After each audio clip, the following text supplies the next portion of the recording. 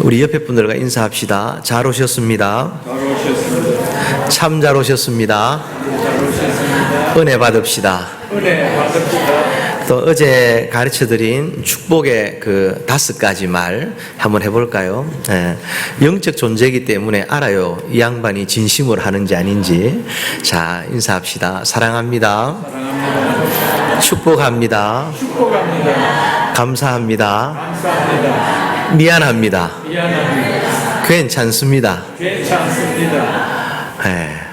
다 알아요. 진심으로 했는지 아닌지. 우리가 오늘 저녁은 이렇게 진짜 은혜가 있을 줄로 믿습니다. 어둠을 뚫고 또 비를 뚫고 이렇게 왔어요. 신앙은 해석이에요, 해석. 그래서 우리가 하나님의 마음으로, 하나님의 관점으로 하나님을 주어로 해서 해석할 수 있으면은, 해석이 되면은 그 다음에 믿음과 순종이 따라가서 마침내 열매를 보게 되는 거죠. 비가 온다고 할 때 똑같은 비를 보고서도 이렇게 어딘가 떠나고 싶은 사람은 비를 가리켜 뭐라 말할까요? 가랑비가 오시네 이래요. 근데 있고 싶은 사람은 집을 나가기 싫어요. 이런 분은 어떻게 표현합니까? 이슬비가 내리네 이렇게 표현하는 거예요. 물론 뭐 가랑비 이슬비 차이는 있겠지만은 자기의 입장에 따라 그렇게 말하게 되는 것 아니겠습니까? 이렇게 비가 이렇게 많이 내리는 캘리포니아 날씨는 저도 처음 이렇게 보는 것 같아요. 가끔 올 때마다 늘 가뭄이다 그러고 늘 물이 없다 그러고 이렇게 할 때마다 저는 이렇게, 저희 동네는 물이 많거든요. 그래서 이렇게 뭐 내추럴 스테이트라 해가지고 땅을 파면 물이 막 솟아나요. 그래서 뭐 4,000년 전 온천이 이제 저희 동네 근처에 있는데, 저 북쪽에서 아브라함 시대에 들어갔던 빗물이 밑에서 솟구쳐 올라오는 그런 곳이 있어요. 네. 그래서 그런 얘기를 하면 이제 부러워하는 그런 마음이 있더라고요, 캘리포니아. 근데 비가 온 거예요. 근데 오늘 또 이렇게 집회를 와야 되는 또 비가 오잖아요. 그럴 때 이제 생각하는 거죠.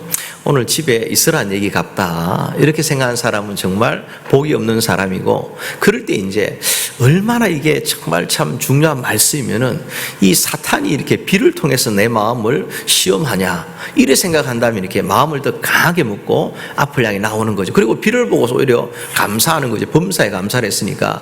야, 그냥 이렇게 비가 안 왔으면이 아니라 비가 오듯이 이렇게 은혜의 단비가 내 심령 가운데, 은혜의 단비가 우리 새벽 이슬교회 가운데, 은혜의 단비가 우리 자녀들 이렇게 삶 속에 이렇게 흘러내리기를 원한다. 할렐루야. 그런 마음 가지면 이렇게 비야 내려라, 뭐 또 바람아 불어라, 뭐 어떤 상관없다. 나는 주님을 저를 향해 갈 것이다. 그런 믿음을 가질 때에 이 비가 오히려 우리에게 은혜에 작용하는 수단이 되게 되는 거죠. 그래서 우리는 늘 어떤 일을 만나도 항상 하나님이 없는 곳에서 하나님이 계신 곳으로, 또 교회가 없는 곳에서 교회가 있는 곳으로, 말씀이 없는 곳에 말씀이 있는 곳으로, 신앙은 방향이에요. 해석이고 방향인데 이 방향을 정해서 가는 거죠. 룻이라는 사람이 이렇게 룻기를 들여다보면 나옴이라는 그 시어머니가 남편 엘리멜렉과 함께 베들레헴, 바틀레헴 아닙니까? 떡집에 흉년이 왔다라는 것은 이렇게 굉장히 드문 현상이죠. 그런데 그 베들레헴과 얼마 떨어지지 않는 모압 땅에는 양식이 있다는 거예요. 이것은 뭘 말합니까? 이 특별히 베들레헴 유다 땅에만 하나님이 징계를 하셨다. 하늘문을 닫아 잠궜다는 거예요. 아니 진짜 비가 안 올 것 같으면 바로 접한 그 모압 땅에도 안 와야 되는데, 모압 땅에는 이렇게 양식이 풍성하고 베들레헴만 그렇게 양식이 없는 흉년이 됐다 할 때, 여기 이유를 알고 하나님의 뜻인 줄 알고 죽어나 사나 거기 붙들려 있어야 되는데, 그런데 그 베들레헴, 바틀레헴 떡집이 바로 떡집에서 떠나가지고 모압 땅으로 가죠. 갔을 때 어떻게 됩니까? 바로 이렇게 남편 죽고 두 아들 죽고 이렇게 과부 셋만 남는 그런 신세가 된 거예요. 이들이 살 길이 뭐냐 할 때 방향을 다시 바꾸는 거죠. 방향을 어떻게 바꿔요? 모압 땅에서 다시 바틀레헴, 베들레헴으로 오는 거죠. 떡집으로 오는 거예요. 이 떡집이 오늘날 어디냐 할 때 바로 이렇게 말씀의 떡이 있는 주님의 교회인 줄로 믿습니다. 그래서 그 이방 땅 모압 지방에서 베들레헴으로, 하나님이 없는 곳에서 하나님 계신 곳으로 나올 때, 이 룻이라는 여인은 이방 여인이지만 나중에 어떻게 됩니까? 다윗의 가문의 계보를 잇는 믿음의 여인으로 등장하게 되는 거예요. 그래서 우리는 어떤 이 날씨 정도의 문제가 아니라 인생의 어떤 환란 풍파가 있든 어떤 일이 있든지 간에 우리가 주님의 교회를 향해서 나아오는 신앙, 하나님의 교회와 하나님의 집을 향해 방향을 정하고 사는 신앙일 때 하나님 마침내 복을 주신다 믿으시기를 축원합니다. 저희 교회가 이렇게 개척교회로 한 10명이 이렇게 제가 이렇게 신학교를 졸업하는 리빙룸에서 이렇게 12명이 모여서 이렇게 예배를 드렸어요. 그게 개척한 거예요. 그러면서 이제 저는 미국 교회에 들어가지 않는다. 이래가지고, 왜냐, 새벽 기도를 해야 되니까. 그래서 이제 이렇게 그 홀을 빌려가지고 개척교회를 시작을 한 거예요. 의자 40개를 두고. 처음에 이제 개척할 때는 이렇게 100불짜리 키보드 하나에 보면대 20불짜리 하나, 흥금 바구니 20불짜리 하나, 그 3개 가지고 교회가 시작이 된 거죠. 그리고 이제 홀을 빌려서 하다가 이렇게 다시 이렇게 40개가 차버린 거예요. 이런 대도시였으면 모르지만은 저희 동네에서만 해도 이렇게 기적이 일어났다 이랬어요. 1년이 안 돼서 이렇게 그 6개월 만에 40개 자리가 차버리니까, 그런 다음에 이제 장소가 없으니까 미국 교회를 들어가게 된 거죠. 들어가면서도 우리가 렌트비를 많이 내고 11시 예배를 우리가 쓰겠다 이렇게 해서 들어갔어요.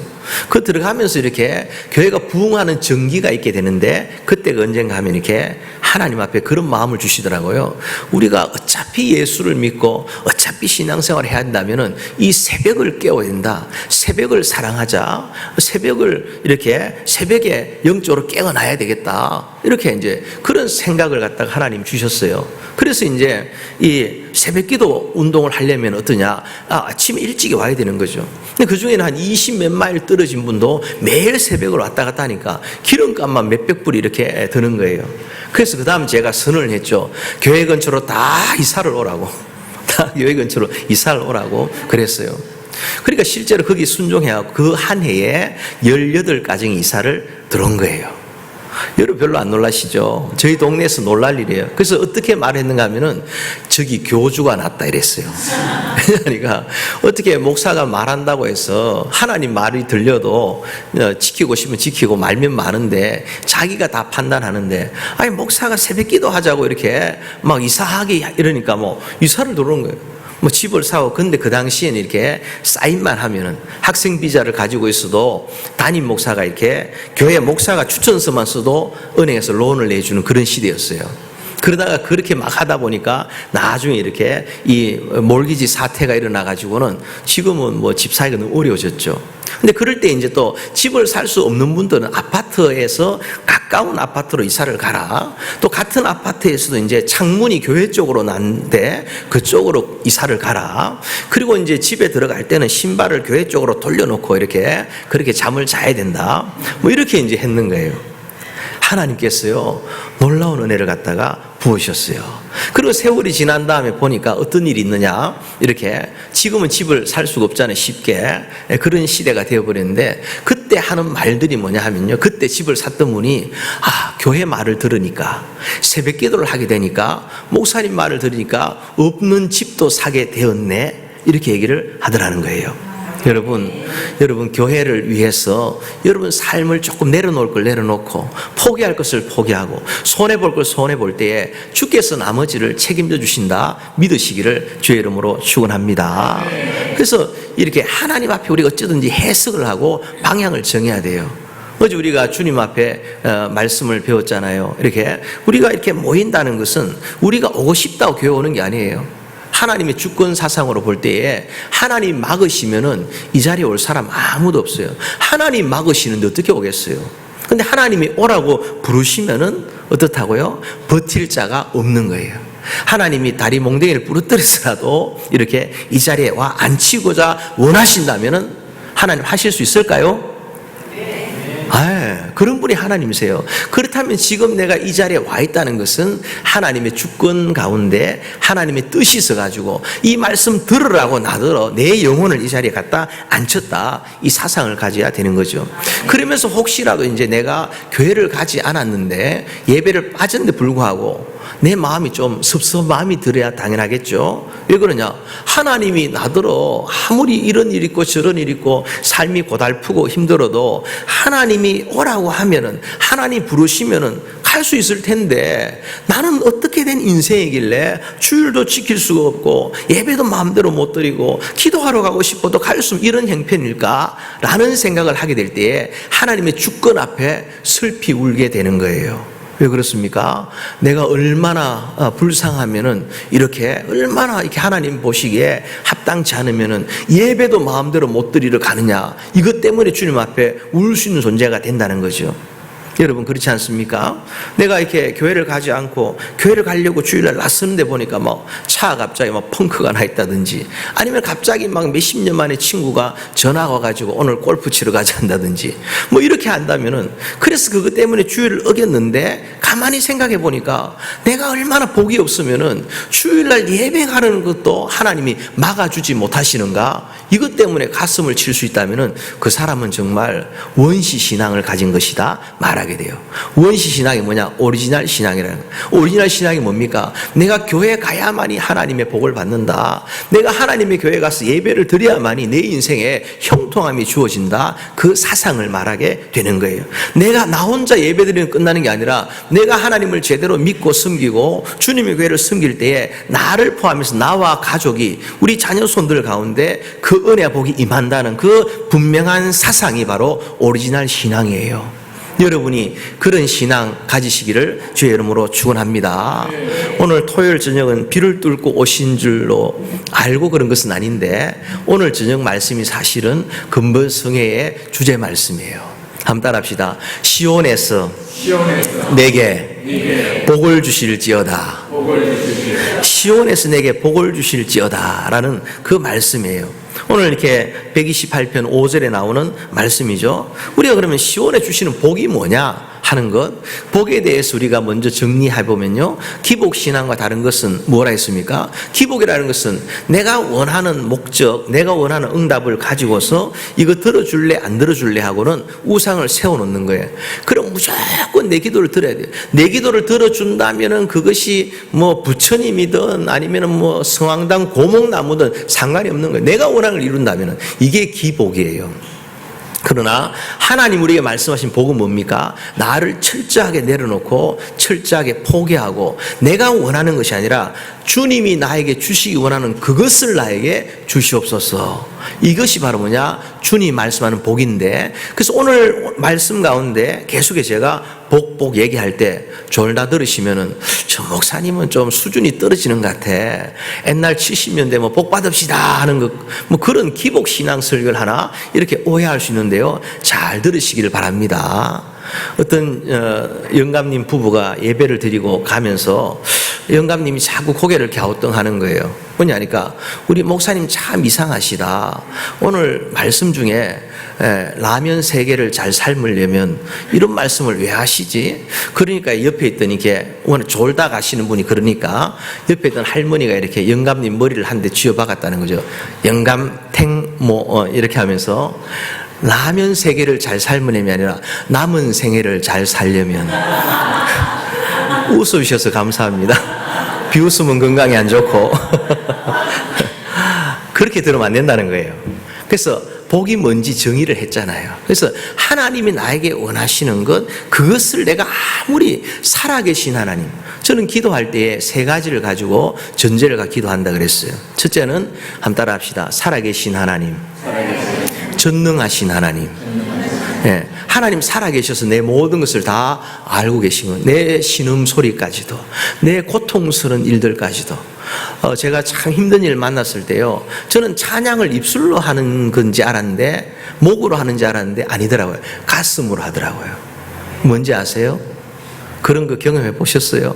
진짜 힘들어서 잠을 자는데 바위를 얹어놓은 같은 느낌이 들더라고요. 그러다 보니까 오늘 밤 자다가 갑자기 가는 수가 있겠구나, 이런 생각이 들더라고요.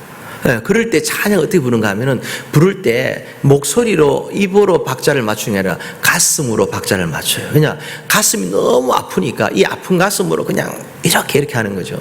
기도할 때도 그냥 편안하게 점잖게 기도하는 게 아니에요. 어떻게 하냐? 앞으로 뒤로 기도를 해요. 우리 장로님 앞으로 뒤로 기도하면 어떻습니까? 가슴 운동이 돼요. 그래서 이 가슴이 이렇게 근육이 움직여져요, 여기에. 그래서 이 답답한 가슴이 풀려지는 것을 좀 느껴요. 그래서 그래서 그러다 보니까 이 예배 중에도 보니까 기도하는 중에도 보니까 제사법 중에 요제라는 게 있어요. 이게 뭐냐, 흔들어서 드리는데 앞으로 뒤로 흔들어요. 그래서 기도하실 때 옆으로 흔들면 노멘이 되는데 앞으로 하면 아멘이 되겠죠. 그래서 그렇게 하면서 이렇게 또 기도하다가 또 이렇게 일어나가지고 막 이렇게 하면서 아버지 왜냐, 너무 답답하니까. 그런데 그때 알 게 뭐냐, 그 아픈 것을 하나님은 다 알고 계신다는 거예요. 왜냐, 그분은 살아계신 하나님이기 때문에. 할렐루야. 근데 살아계시기만 하면 안 돼요. 우리 아버지도 살아계신데 하면서 전능하시는, 따라합시다. 전능하신 하나님. 따라합시다. 전능하신 하나님. 살아계시되 전능하셔야 되죠. 힘이 있어야 되죠. 이 내 문제를 해결할 능력이 있어야 되는 거죠. 그럼 세 번째는 뭘까요? 살아계시고 전능하시지만 그가 나를 사랑하지 않으면 아무 소용이 없죠. 그가 나와 관계가 없으면 아무 의미가 없어지는 거예요. 남의 아버지 얘기, 이웃집 아저씨 같은 얘기잖아요. 그렇죠? 근데 하나님은 내 아버지신데 그는 살아계시고 전능하시고 나를 사랑하신다. 할렐루야. 네, 이 세 가지만 있으면 우리가 뭐 그렇게 두려워하거나 염려할 게 없는 거죠. 그 전능하신 하나님, 그 살아계신 하나님, 나를 사랑하시는 그 하나님이 나를 위해서 아들을 죽이시기까지 하신 그 하나님이 어떠하냐, 내게 좋은 것을 주시기를 원한다는 거예요. 그 좋은 것이 뭐냐, 바로 세상이 말하는 그런 복, 뭐 중국 가보면 복이 하늘에서 내려온다는 걸 알기 때문에 이 사상 때문에 복자를 거꾸로 뒤집어 놓고 이렇게 하기도 하는데, 그런 복 말고 하나님 진짜 우리 주신, 때로는 우리에게 채찍이 될 수도 있고 회초리 될 수 있지만 그것이 나에게 필요해서 주시는 거라면은 그 회초리 나에게 복이 되는 거예요. 그래서 이 세상에 말하는 저 이상한 종교에서 말하는 복과 우리 기독교에 말하는 복이 틀려요. 그렇기 때문에 그 개념 사상을 분명히 가지고서 우리가 항상 주님 앞에 주여 내게 복을 더하여 주옵소서. 우리 야베스가 기도한 것처럼요, 원컨대 주께서 나에게 복의 복을 더하사 주의 지경을 넓혀주시고 주의 손으로 나를 도우사 환난을 벗어나 근심이 없게 하여 주옵소서. 할렐루야. 그 복을 우리가 받는 그런 원천이 뭐냐, 오늘 우리가 그것을 보는 거예요. 아마 토요일 오신 분들은 정말 오늘 비를 잘 뚫고 왔다 싶은 생각을 하게 될 줄로 믿습니다. 아멘. 자, 1절 말씀 같이 읽어보십시다. 시작. 여호와를 경외하며 그의 길을 걷는 자마다 복이 있도다. 아멘. 경외한다는 것은 뭐라 말했어요? 예배한다는 것을 말했죠. 그러니까 여호와를 경외하며 하나님을 예배하며 그 길에 행하는 자마다, 그 길을 행한다는 것은 그 말씀대로 순종하는 자들에게는 복이 있도다, 이렇게 말해요. 그 복이 무엇이냐? 자, 2절 말씀 읽읍시다. 시작. 네가 네 손이 수고한 대로 먹을 것이라 내가 복되고 형통하리로다. 아멘. 첫 번째 주시는 복이 뭐냐 할 때 형통의 복을 주시는 거예요. 형통이 뭡니까? 형통이라는 것은 막힘이 없다는 뜻을 가지고 있어요. 막힘인 게 없다. 그러니까 이 룻이 이렇게 베들레헴에 왔어요. 어머니 나오미를 갖다가 복양하기 위해서 들판에 나가서 이삭 줍기를 하게 되는 거죠. 그럴 때 이 보아스라는 이렇게 참 유력한 자, 우리 뭐 이렇게 아주머님들이 고생스러울 때마다 아유 보아스 같은 남편 되면 좋겠다 기대하지 마시고 내 남편 보아스 되게 해주세요 기도하시기를 축원합니다.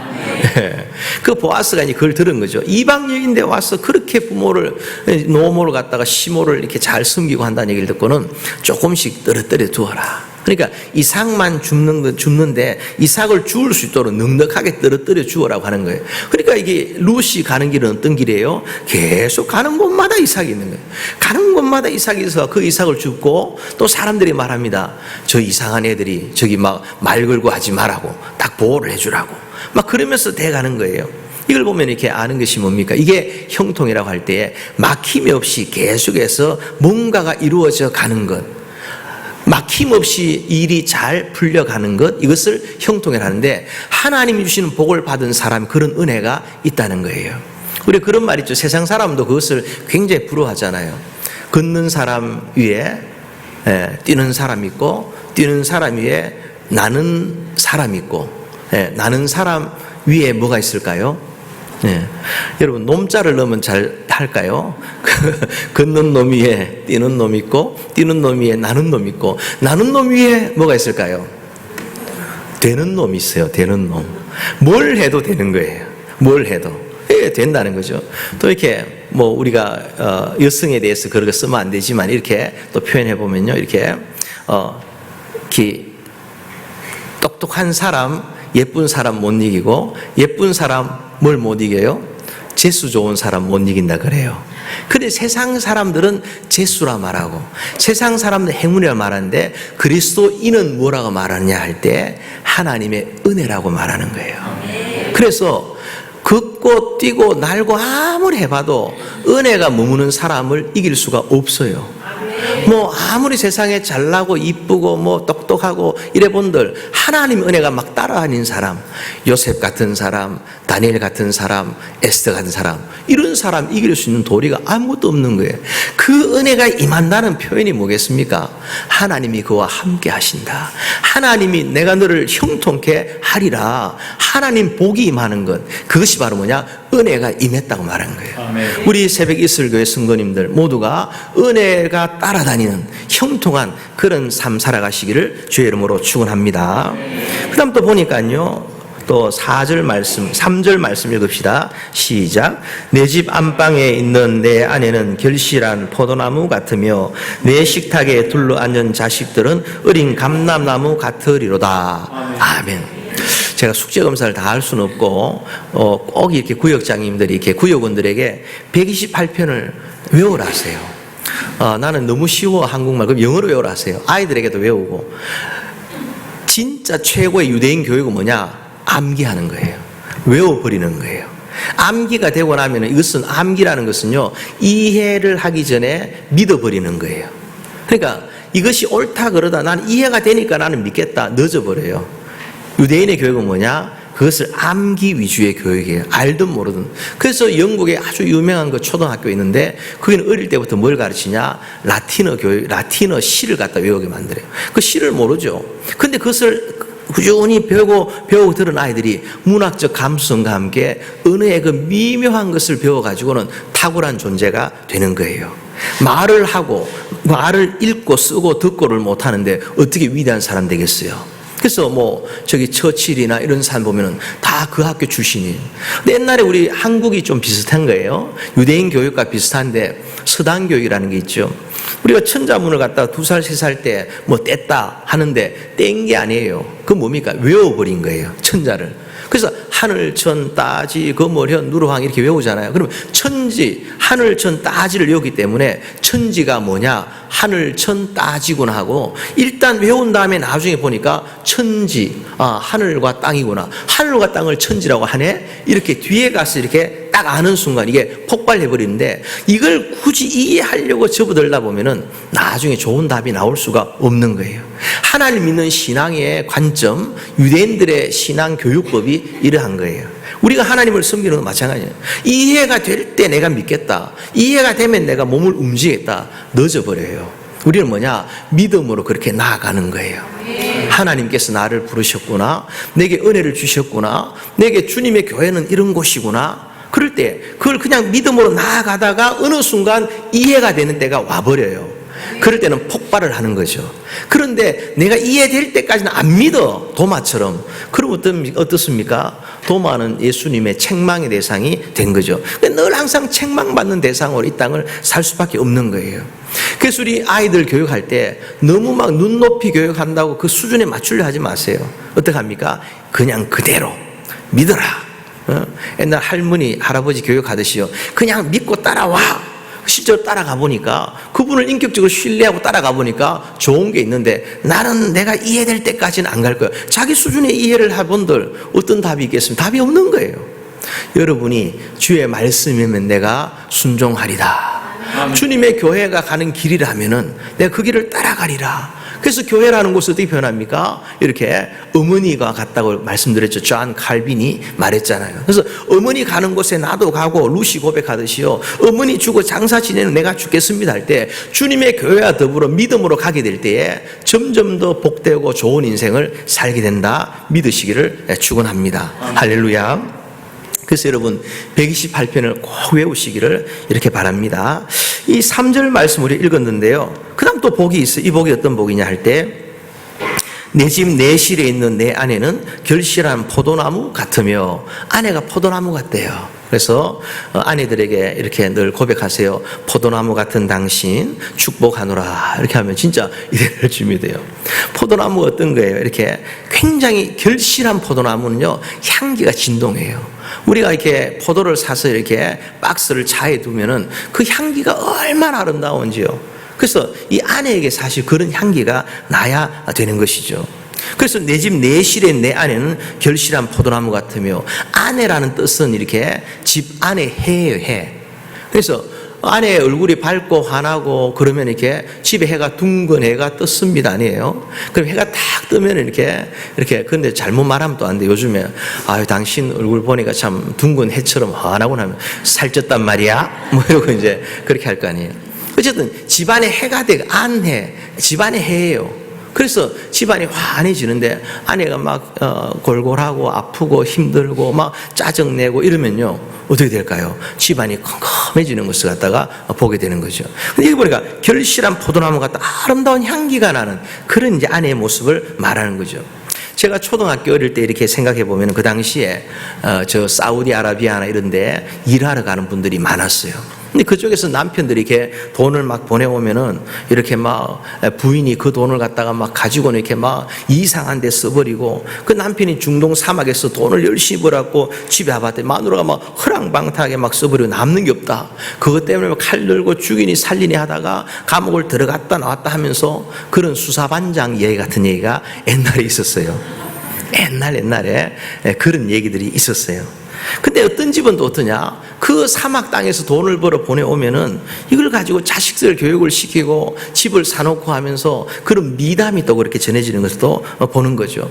또 그리고 아버지가 멀리 가 계시니까 아이가 이렇게 애비 없는 자식이다 이런 말 들으면 안 된다 싶어가지고 옷도 이렇게 아주 정갈하게 입히고, 어른들 보면 인사시키는 것도 정확하게 인사 제대로 해라, 애비 없는 자식이란 말 듣기 싫다, 그러면서 아주 강하게 가지고 남편이 먼 길에서 돌아보니까 집안이 더 이렇게 부흥되고 아름다워져 있다는 거예요. 이게 뭡니까? 내실에 있는 포도나무 같은 아내의 모습이라 말하게 되는 거죠. 네. 저는 이 얘기할 때마다 생각나는 게 이성미 권사님인가요? 집사님인가요? 그분 얘기가 생각나요. 이분이 이제 과거에 좀 아픔이 있었고 아이를 혼자 이렇게 키우는데, 이렇게 아파트에서 이제 집에 들어오는데 관리 아저씨한테 이렇게 인사를 갖다가 아이가 하지 않는 거예요. 들어오자마자 아이를 갖다가 소파에다가 집어 던져버리는 거예요. 꼬마 애를 갖다가. 근데 거기에서 아이가 이렇게 많은 생각을 하고 변화가 돼가지고 이렇게 그 엄마의 그 마음을 갖다 헤아리면서 참 좋은 아이로 이렇게 자랐다는 얘기를 듣게 된 거예요.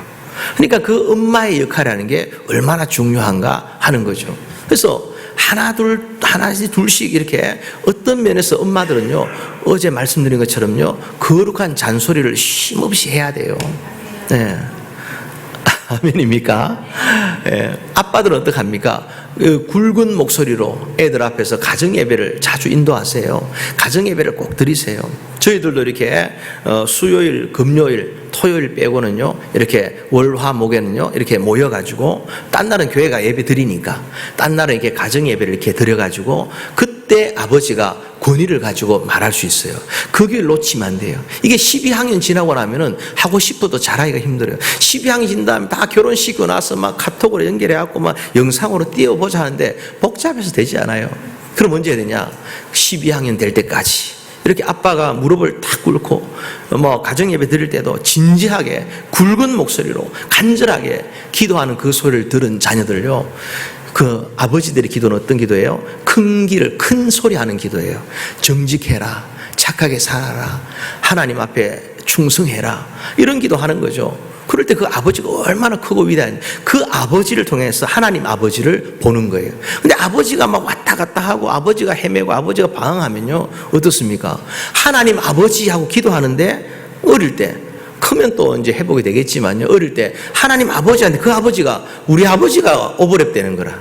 그 순간 어떻습니까? 영적으로 영향이 별로 좋지가 않게 되는 거예요. 그래서 아버지는 굵은 목소리로 이렇게 큰 소리로 기도하고 무릎 꿇고 엄마들은 거룩한 잔소리를 끊임없이 하는 것, 이게 사명감을 가지고 해야 돼요. 그럴 때 이제 부부가 이렇게 협력이 돼가지고 자녀들을 갖다 온전하게 이렇게 세워가게 되는 것이죠.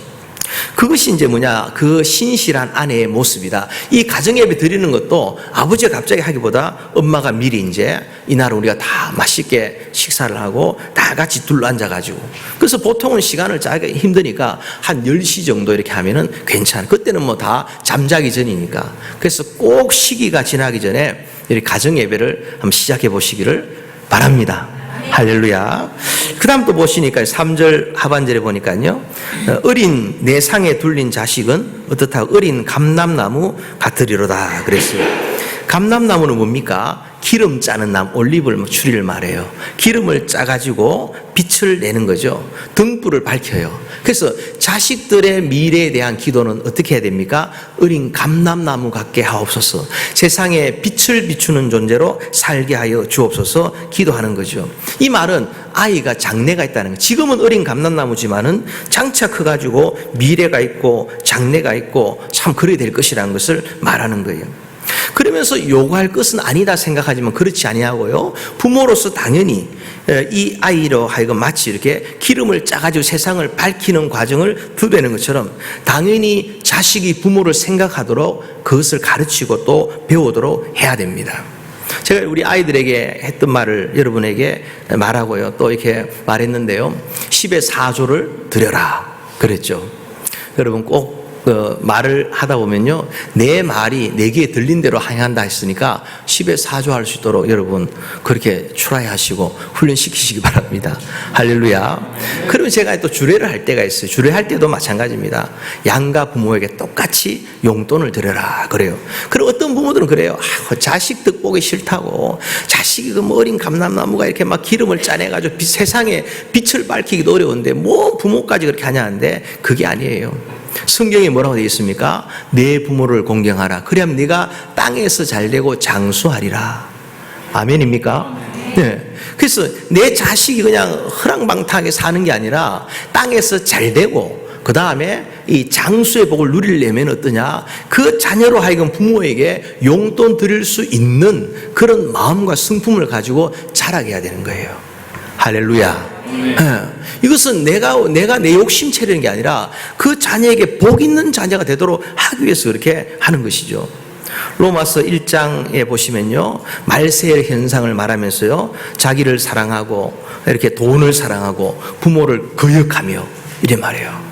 그래서 우리 2세 아이들 여기 있지만 여러분들이 다 들을 건 다 듣는다 생각되고, 안 되면은 여러분 부모님들이 또 얘기하세요. 부모를 거역하는 것은 말세 현상이에요. 부모를 거역하는 것은 하나님의 말씀에 정면으로 이렇게 대응하는 것과 하나님과 싸우자는 것과 똑같은 거다. 이걸 분명히 알아야 돼요. 내 부모가 내 부모 같지 않을지라도 내가 마땅히 할 자세는 뭐냐? 그 부모의 말에 순종하는 거다. 이걸 분명히 아셔야 돼요. 여러분이 이렇게 어린 아이들이라고 말할 때요, 여러분 스스로가, 여러분 자신도 마찬가지입니다. 우리의 부모라는, 부모 없이 이 땅에 존재하는 사람이 누가 있습니까? 아무도 없잖아요. 여러분 스스로 태어나자마자 기저귀 알아서 갈아채우고 알아서 우유 태하고 쭉쭉 빨아먹고 그렇게 큰 자녀가 있나요? 저를 포함해서 아무도 없어요. 부모 된 존재가 없어요. 아무리 고등 수학자가 돼가지고 세상에서 잘 나간다 할지라도 나에게 산수 더하기 빼기 곱하기를 가르쳐준 그 국민학교 선생님, 그분이 없었다면 이게 존재할 수가 없는 것과 똑같은 거예요. 그래서 우리는 어떻게 하냐? 자녀로 하여금 이렇게 부모의 말에 순종할 수 있도록 이걸 위해서 기도하고 이것을 가르쳐야만 이 자녀가 하나님을 거역하지 않는 복된 존재가 되는 거예요. 근데 오늘날 보면 부모가 입장에서 먼저 얘기를 하죠. 야, 뭐 11학년 됐으니까 ACT도 쳐야 되고 SAT도 쳐야 되고 1년만 교회 쉬어라. 제 친구 중에 이렇게 분당에 있는 그 어느 교회에 있는 친구가 있었는데요, 고3을 맡았는데 군사님이 찾아오더라는 거예요. 찾아와서 이렇게 우리 아이 고3 1년 동안은 좀 교회 좀 쉬게 하겠다고. 그리고는 노면 했는데 그냥 알아서 아이를 빼가버린 거예요. 애가 이제 저기 신촌에 있는 학교를 들어갔어요. 신촌이라 촌학교 아닙니다. 예, 신촌에 있는 그 학교를 갔는데, 가고 나서 이제 엄마가 얘기하는, 이제는 교회 가자 하니까 이 자식놈이 얘기하는 게 뭐냐? 어머니 왜 이러세요? 저도 알 만큼 다 압니다. 그리고는 이제 교회를 가지를 않는 거예요. 왜 그러냐? 대학교 들어가는 것보다 더 시시하게 여기는 그 하나님, 학교 공부한 자보다 더 못하게 생각하는 그 예배, 거기에 내가 갈 이유가 전혀 없지 않느냐, 이런 얘기를 아주 논리정연하게 얘기를 하더라는 거예요. 그래서 그 엄마가 어떠합니까? 그 권사님이 눈물로 바닥을 치며 통곡하고 회개하고 있다는 그런 얘기를 들었어요. 여러분 마찬가지입니다. 하나님을 거역하고 인생이 잘 될 턱이 없는데 우리가 아이들에 대한 이 교육의 욕심 때문에 하나님 거역해라라고 가르치고 있는 거예요. 굉장히 무서운 일을 부모가 하고 있는 거예요. 그래서 문제 부모는 있어도 문제 자녀는 없다는 말이 맞는 거죠. 그러면서 어디서 그런 얘기를 들어야 되냐? 부모가 자꾸 이렇게 얘기하고 가르치는 건 중요하지만요, 교회가 그것을 말하게 해라. 교회로 하여금 그것을 말하게 하고 교회로 하여금 그 아이들의 귓가에 그것이 들려지도록 하라. 여기에서 우리가 중요한 교육 원리를 발견하게 되는 거예요. 그럼 교회가 말하는 게 뭐예요? 아이들이 너무 잘 알죠. 엄마 아빠가 어떻게 이렇게 대화를 하는지, 또 뭐 엄마 아빠의 주요 관심사가 뭔지, 돈인지 명예인지 권력인지 다 아는데 말이 잘 안 들어오잖아요. 그래서 어제 가르쳐드린 교육 원리가 뭡니까? 어쩌든지 교회에 갖다 두라는 거예요. 돈을 주더라도, 용돈을 인상하더라도 어쩌든 교회에 오면은 목사님 통해서 이렇게 하나님의 메시지가, 교회가 그 귓가에 하나님 음성을 들려지도록 할 때에, 거기서 어느 순간이 될 때에 성령이 역사하실 때에, 은혜가 임하게 될 때에 아이 삶 가운데 변화가 나타나게 되는 거예요. 실망과 절망과 낙심과 한숨 질 만한 이 세상의 거대한 폭풍 앞에서도, 제가 이번에 그 라거나 비치 거기 처음 가봤어요. 근데 파도가 막 밀려오는데 그 파도를 향해 정면으로 막 수영에 들어가는 한 이상한 인생이 있더라고요. 그 사진을 찍어놨는데, 근데 제가 감동이 또 돼요. 폭풍이 밀려오고 풍랑이 밀려와도 그 파도를 즐길 줄 아는 사람, 정면으로 막 나아가는 그런 사람도 있더라는 거예요. 우리 자녀도 마찬가지입니다. 하나님이 나의 힘이 되시고 능력이 되실 때에 그 폭풍 앞에, 풍랑 앞에 넘어지지 않아요. 왜냐? 실패해도 넘어져도 망해도 하나님 다 책임진다는 그 믿음의 사상이 있는 거죠. 그럴 때 일어나는 거 아니에요. 그래서 어떤 순간에 아버지가 큰 소리를 말하는 거예요. 괜찮다, 다 산다, 살 길이 있다, 힘을 내라, 미래가 있다, 이럴 때 아버지 뻥치시네, 이렇게 생각하는 자녀 없어요. 다 그 한마디에 마음이 막 녹아지는 거죠. 그래서 어려운 일을 당할수록 아버지들은 막 큰 소리를 해야 돼요. 옆에서 아내는 바가지 걸지 말고 막, 그래서 막 힘을 내가 막 나아가는 거죠. 그래서 어쩌든지 아버지를 갖다 이렇게 세워주고 그 아버지 입에서 하나님 말씀이 나오게 되고, 그걸 플러스 알파 더 띄어가지고 하나님의 교회에서 아이들이 귓가에 말씀이 들려지도록 할 때에 이 아이들이 하나님을 거역치 아니하고 하나님 원하시는 복의 방향으로 걸어가게 되는 거예요. 자식은 부모를 닮습니다. 닮을 수밖에 없어요. 저도 뭐 우리 아버지 걷는 것, 말하는 것, 이런 거 다 비슷하더라고요. 저희 아버님이 이제 이렇게 항상 늦게 오셔도 아버지 원칙이 뭐냐? 아버님이 식사할 때 어머니가 그 앞에 앉아 있어야 되는 거라. 참 그때는 몰랐어요. 시간 지나고 나서 제가 그렇게 똑같은 짓을 하고 있더라고요. 내가 아무리 뭐 늦게 와서 혼자 밥을 먹더라도 집사람은 그 옆에 앉아 있어야 돼요. 예. 요즘에는 그게 잘 안 통하더만요. 예. 근데 하여튼 그렇게 되는 거예요. 닮아가요. 아버지를 닮아갑니다. 그런데 아버지를 사랑하면은 아버지의 좋은 것을 닮아갑니다. 아버지를 미워하면요, 아버지의 나쁜 것을 닮아갑니다. 그래서 아버지 술 먹는 아버지가 너무 싫은 거예요. 너무 싫은 거예요. 그런데 그 아버지, 싫은 아버지를 닮아가요. 어디 닮아갑니까? 알코올을 자기도 따라가는 거죠. 거부하지 못해요. 그리고는 말합니다. 내 피 속에는 알코올이 흐른다, 그래요.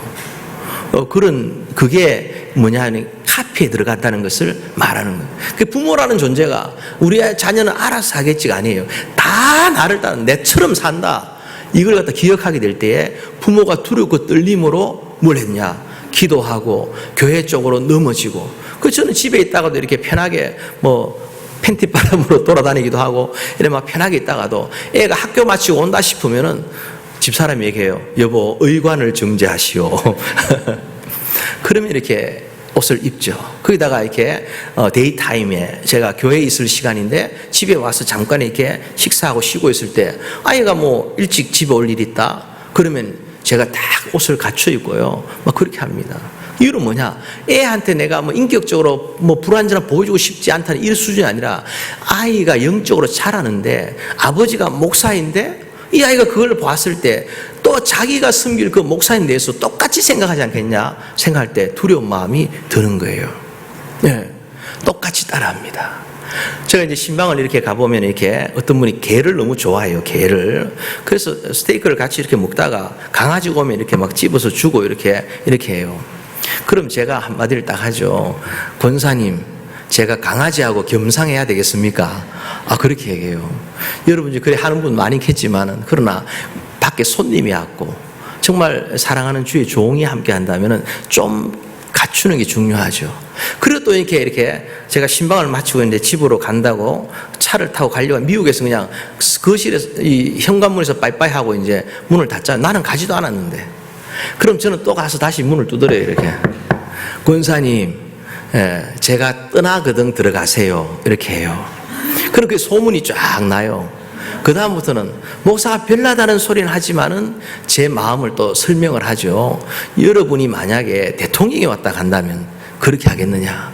목사가 대통령은 아니지만은 어떻게 하느냐? 여러분 자녀가 그걸 보고 있는데 여러분이 그 누구의 손님이 하더라도 이건 미국식이라고 말하지 말고 내가 가진 양심과 정서상 누가 손님이 왔다 갈 때 그 차가 떠날 때까지 우리가 보지 않더냐? 그것을 할 때에 이 아이가 그것을 보고 똑같이 다른 사람을 그렇게 배려하고 똑같이 그렇게 할 때 문을 꽝 닫고 현관문에 들어가는 사람하고 나와 차가 떠날 때까지 배웅할 줄 아는 자녀로 자란다 할 때 그것이 얼마나 이렇게 다른 차원이 되겠느냐 이걸 얘기해 주는 거예요. 제가 꼰대입니까? 꼰대나 보수, 보수 꼰대 무슨 그런 얘기해도 괜찮아요. 그런데 성경을 보니까 그럴 수가 없더라고요. 네. 그럴 수가 없다. 제가 강아지 싫어하지 않습니다. 굉장히 좋아하지만은 그러나 그렇게 하는 것이 하지 않는 것이 누가 와도 그렇게 하지 않는 것이 그것이 자식이 또 이렇게 또 자기와 함께하는 사람들이 그렇게 하지 않는 것이 너무 아름답고 보기 좋은데 왜 그것을 가르치지 않느냐 하는 것이죠. 그래서 저는 늘 항상 이렇게 생각할 때 부모라는 존재는 자식에게 무한 책임이 있는데 그 자녀가 어린 감람나무처럼 자라려면은 부모 자신이 먼저 세상을 밝히는 빛과 같이 그 올리브 기름처럼 내 기름을 짜내가지고 복음의 밝은 빛을 밝힐 수 있는 내 귀한 물질과 내 시간과 정성을 짜내가지고 하나님의 은혜의 빛을 밝힐 수 있는 그런 존재가 될 때 그것을 카피해가지고 자식들도 그 길을 따라가서 하나님의 쓰임받은 존재가 된다 믿으시기를 주의 이름으로 축원합니다. 또 우리 4절 5절로 넘어가 보십시다. 4절 5절 읽습니다. 시작. 여호와를 경외하는 자는 이같이 복을 얻으리로다. 여호와께서 시온에서 내게 복을 주실 너는 평생에 예루살렘의 번영을 보며 아멘. 여기 4절 5절은 서로 대꾸로 연결되는데요. 뭐하고 같습니까? 여호와를 경외한다 하는 것, 그 다음에 여호와께서 시온에서 내게 복을 주신다 할 때 복을 준다는 것이 이렇게 서술로 이렇게 따라오는 거죠. 복을 준다. 그 앞에 뭐가 있습니까? 시온에서라고 말하고 그 앞에 뭐가 있어요? 여호와를 경외하는 자는 이라는 말이 있어요. 오늘 저녁을 너무 잘 먹어가지고 제가 물을 그럼 이 두 문장을 4절 5절 문장을 합해서 한번 읽어보세요. 어떻습니까? 여호와를 경외하는 자는 시온에서 하나님의 복을 이같이 받을 것이라. 할렐루야. 경외하는 자, 예배하는 자, 시온에서. 시온이 어디예요? 시온이 예루살렘이죠. 예루살렘이 어디예요? 송건사님 어디입니까? 교회. 어느 교회? 새벽이슬 교회. 맞습니다. 그렇게 읽으시는 거예요. 그래서 보니까 이런 거죠. 하나님을 경외하는 자, 예배하는 자는 시온에서, 교회에서, 새벽 이슬 교회에서 하나님의 복을 받을 것이다. 할렐루야. 이게 첫날 우리가 배우신 분들과 안 배운 분들의 차이가 여기서 나오지 않습니까? 그래서 여호와를 경외하는 자는 앞에 말씀대로 아내는 결실한 포도나무 같을 것이요 자녀는 어린 감람나무 같을 것이요 너의 손으로 수고한 일에는 막힘이 없는 형통함이 주어질 것이다. 이 복을 갖다가 선언하고 있는데 이 복의 중심이 어디냐? 시온에서 내게 복을 주실 지어다. 할렐루야. 그래서 하나님 말씀을 여러분이 믿는다면은, 이 말씀이 하나님의 성령으로 영감된 말씀이라면은, 이것이 진리의 말씀이라면은, 이 말씀대로 행할 때에 하나님이 그 복을 여러분의 가정과 자녀 손들 가운데 허락해 주실 줄로 믿습니다. 할렐루야. 여기까지 설교하면 좋겠지만 이제 전반부가 끝이 났습니다. 여기까지 제가 직역을 했어요. 팩트 설교를 했죠. 있는 그대로 다 했습니다. 그 다음에 이제 우리가 생각할 것이 뭐냐 할 때, 과연 진짜 이 복이, 시온에서의 복이라는 게 정말 선명하고도 분명한 것이냐, 이걸 한번 우리가 생각을 해보아야 되는 거예요.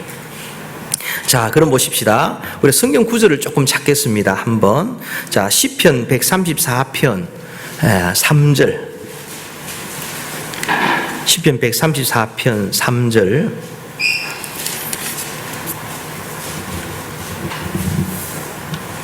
찾았습니까? 자, 같이 우리가 읽을까요? 시작. 천지를 지으신 여호와께서 시온에서 내게 복을 주실지어다. 아멘. 성경을 안 믿을 분들은 믿지 마세요. 그리고 그렇게 사시면 됩니다. 그런데 하나님 주시는 그 복을 누리고 얻고자 하는 자들은 이 말씀을 그대로 믿으시고 이 복을 받으시기를 축원합니다. 아멘. 할렐루야. 또 찾읍시다. 시편 20편 20편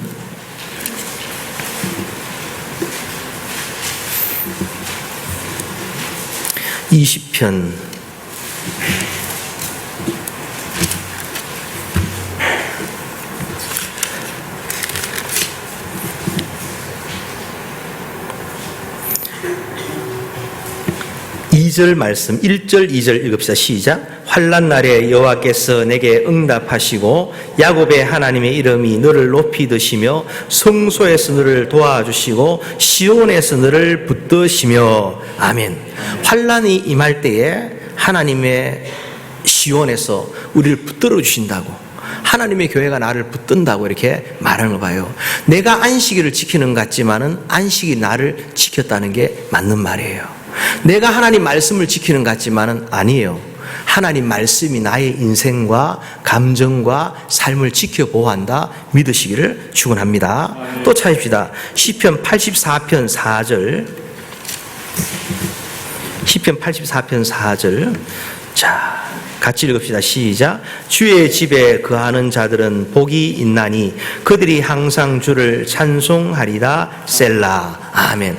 여기 사는 자라고 표현했지만요, 옛날 성경 거한다, 정주한다는 걸 말해요. 그러니까 아예 거기에 그냥 떠내기처럼 사는 게 아니고 그 교회의 뿌리를 받고 그렇게 산다는 것을 말해요. 주의 집에 거하는 자는 복이 있다. 주의 집이 어디예요? 시온이에요. 예루살렘을 갖다가 말하게 되는 거죠. 또 찾읍시다. 시편 65편 4절 말씀. 시편 65편 4절 말씀. 자, 같이 큰 소리를 씁니다. 시작.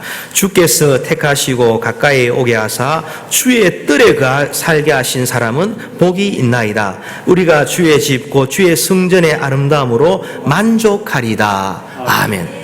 우리가 다 말한 내용이 뭐예요? 시온에서 복을 주시고 시온에서 너를 붙드시고 주의 집에 거하는 자가 복이 있고 주의 뜰에 거하게 한 사람도 복이 있나이다. 할렐루야. 이것은 한마디로 말하면은 내가 섬기는 교회, 이 새벽 이슬 교회에 머물고 이 새벽 이슬 교회를 사랑하고 이 새벽 이슬 교회와 더불어서 내 삶의 사명의 목적을 향해서 이렇게 나아가게 될 때에 하나님이 모든 좋은 복을 허락해 주신다 믿으시기를 축원합니다. 그런데 우리가 또 질문할 수 있죠. 네. 아니, 나는 그렇게 교회 섬기고 10년 20년 엄마 뱃속에서부터 4대 5대 예수 믿었는데 왜 복이 임하지 않느냐 할 때에 여러분 기다려 보시기를 바랍니다. 기다림의 축복을 우리 가질 필요가 있는 거예요. 하나님은요, 주를 위해 헌신했다, 주님의 교회를 향한 헌신을 절대로 그냥 외상 처리하거나 아니면 없애는 분이 절대로 아니에요. 하나님 갚으시되 풍성하고 부유하게 갚으시는 분이 우리 하나님이시다 믿으시기를 축원합니다. 저희 교회가 이제 미국 교회를 들어갔어요. 들어갔는데 놀이터도 지어야 되고 우리 교회처럼요, 놀이터도 지어야 되고 또 우리가 식당도 지어야 되고 체육관도 지어야 되고 이러니까 우리 재산 소유권이 필요하잖아요. 그래서 우리가 그 교회가 배관 몇십만 불 되는 건데 우리가 50만 불에 오프를 했어요. 왜냐하니까 당신들이 평생 우리가 여건이 이르니까 평생 이 교회 10시 예배를 쓰고 백인들이 한 20명 정도 있었는데요. 오피스 2개를 평생 당신의 자손 때도 쓰겠다면 평생 쓰라고.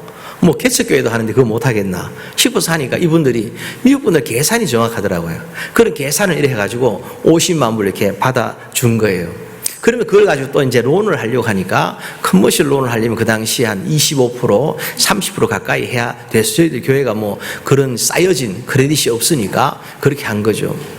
그러는 중에 이제 헌금을 하게 되었어요. 헌금을 우리가 이게 다운페이 머니를 할 수 있는 헌금을 하겠다는데, 근데도 이제 저희 그 당시만 해도 뭐 신분이 분명한 분, 또 집이 있는 분이 많이 드물었어요. 사람들이 이렇게 모여들었지만은 다 약한 그런 형편에 있었다는 거죠. 근데 그 중에 이제 이렇게 좀 그래도 비즈니스를 좀 하시는 분이 있는데, 이분이 이제 헌금을 하는데 막 재정부에서 저에게 막 뛰어온 거예요. 목사님 하면서 막 뛰어오는데 보니까 거기에 이렇게 필요한 대로 적어 쓰십시오 하고는 배지 수표가 이렇게 딱 온 거예요. 그런 거 받아볼 때 기분이 어떨까요? 정신이 몽롱해지더라고요. 뭐 기분이 너무너무 좋아가지고, 그래 얼마 모자라니까 뭐 몇만 불 모자란다 그래. 그래서 몇만 불 갖다가 써넣으세요. 그리고 할렐루야 하고 이제 뭐 시간이 지나갔는데, 지나 보니까 그때 2밀리언 적어 넣을 걸 생각이 들더라고요.